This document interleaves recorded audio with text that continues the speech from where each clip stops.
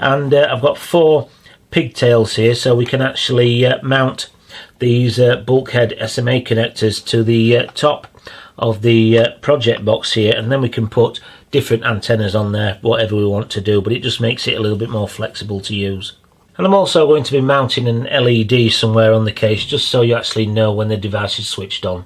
So first of all then, I'm going to drill the holes for the SMA connectors. Now what I've decided to do is have all 4 SMA connectors on the top here. Now I did think about possibly having one at each side here and 2 on the top, so you'd have something like that, but I thought if you wanted to quickly put it in your bag or out of the way, then having them on the side, it could actually lead to actually breaking or snapping, so I think it's best if I have all 4 on the top. Now because I'm doing this by hand, what I've done is just put a little bit of masking tape over the edge here, and I've just marked out with a ruler, spacing out the 4 holes for the SMA connector, so you get them as straight as possible so it looks a lot neater. So I've mounted the antennas on just to get a feel to see how actually big this is going to end up being, and I've mounted the battery in as well, and I've just had to bend this coax slightly round here. It's not too tight, so it's not causing any major problems there. And I've got the rocker switch here, so I think I'm going to actually mount that on this side because I'm right-handed.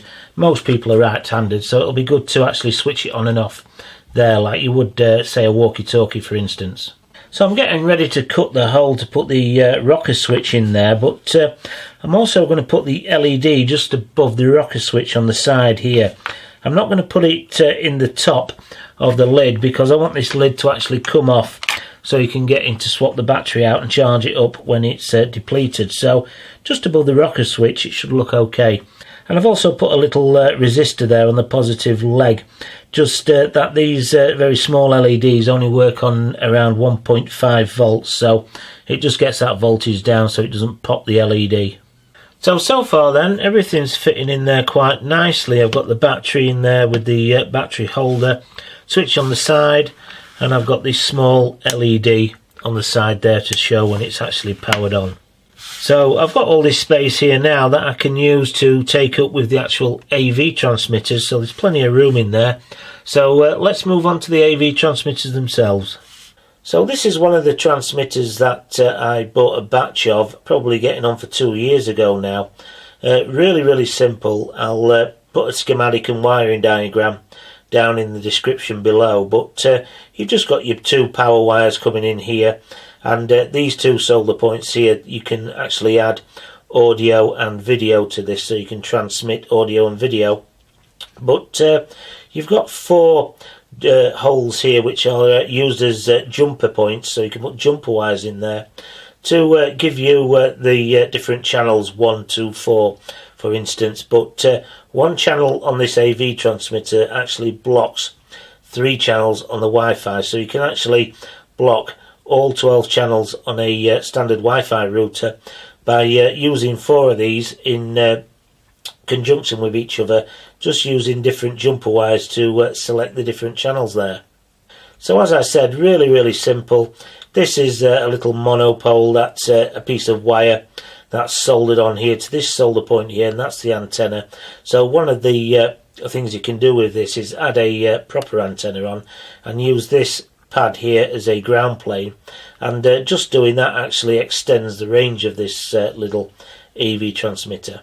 Now this one here is one that I've just recently purchased off the same seller that sold me these, and he was actually using the picture for these on his eBay listing, but these arrived in the post. Now I wasn't too worried. It looks like they've upgraded the crystal there to something a little bit more substantial rather than this through hole one here, which is a bit you know, if you don't glue it down you can move it, you can snap it off quite easily, so I'm not too worried about that. But I want to flip it over and I want to show you something on the underside here, and bear in mind that the little schematic he's got on his website there is the schematic that I've actually got already, which is to do with this one here. But here on this new one we have actually got an extra jumper hole down the side here that we haven't got on that one. You've only got the 4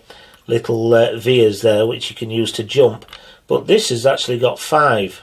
Now what I can tell you is that the 5th one on this is just a ground plane, so you can either jump it from the first one here to these in succession, or you can jump it from this side. So although it looks a little bit confusing, it's not. You can totally ignore the 5th one if you like. Now you probably also noticed that the little antenna on here is also soldered in the wrong place. The antenna should be soldered through a hole which is just here like on this original one, and this is the hole that it should actually be soldered to. Now I've actually got 8 of these, and I can tell you that they're all the same, so whoever's put these together at the factory and soldered the little monopole on there, they've actually soldered it in the wrong place. They've actually soldered it direct to the ground plane, so effectively this little AV transmitter doesn't have an antenna. So I've got to desolder that, and we're going to solder our new antenna up onto that solder pad there, because I know that that is where the antenna should be. So here's a close-up shot then of the 3 that I've put the jumper leads on to change the channels.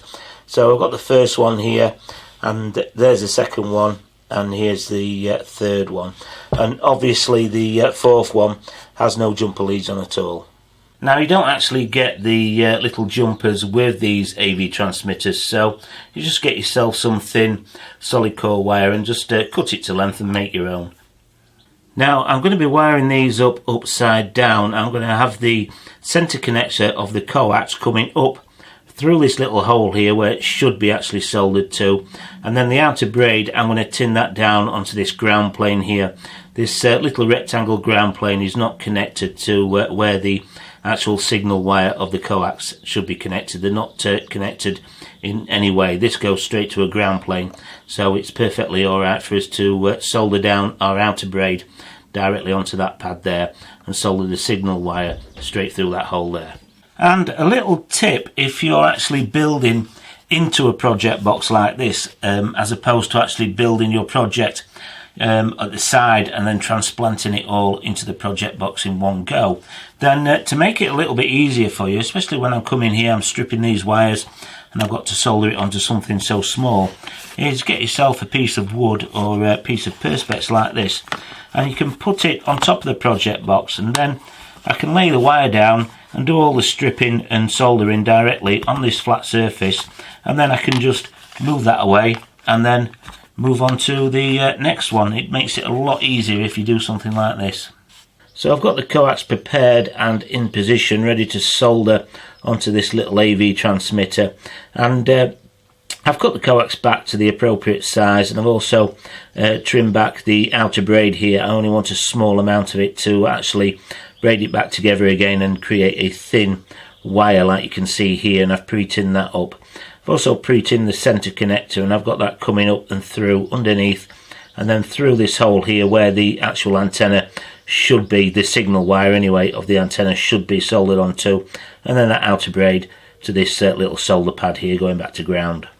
So that's the first transmitter soldered in place there, and what I'm going to do is put some heat shrink tubing over the top of this, like I said, just prior to me actually connecting the power lines in. And I've also put a little bit of heat shrink tubing on the coax just prior to me soldering it in, just to tidy it up a little bit round here.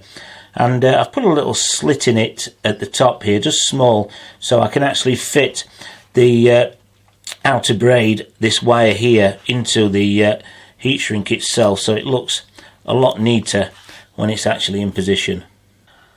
So the little AV transmitters are all soldered onto the coax lines now, and they've got their heat shrink tubing over the top of them, and I'm just going to leave them in the box like that. I'm not going to actually glue them down to the base of the project box itself. There's really no need. So now what I'm going to do is tie all the ground wires together, including the ground wire for the LED, and solder it directly onto the wire that's connected to the battery connection here down here, and all the positive wires are all going to go and be soldered on to the opposite side of the switch. So the jammer has actually finished now, and it's worked out quite well. It's quite tidy inside the case, and everything fits in that small case, which is the main thing. And we can remove this battery and charge it up separately from the unit itself. And because we're not using a case with screws, it's got these plastic clips on here, so it's easy to actually pop off and pop back on again to take the battery out to actually charge it. And another thing as well, if you wanted to make these dipoles a little bit shorter, you can actually pop them off here, and you've got a little bit of empty space in the tube at the top, so you could shorten it a little bit so it's not protruding too much from the jammer itself. And of course you could also make your own dipole antennas and wire them directly in to the little AV units as well. That would make them even shorter, and you could also save some money with the cost with the bulkhead SMA connectors, but you're only talking about a few pence. So to end this video then, what I've got here, I've got the spectrum analyzer running on the laptop again.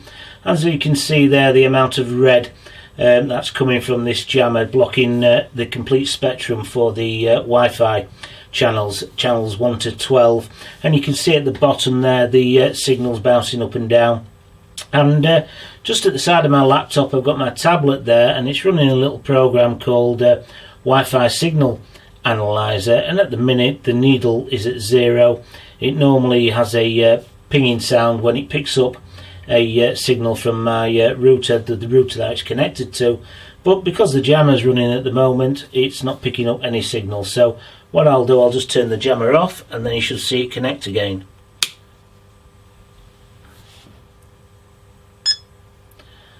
So there you go, the amount of red and noise on the spectrum analyzer has now gone away, and the tablet is now connected again to my router in the house.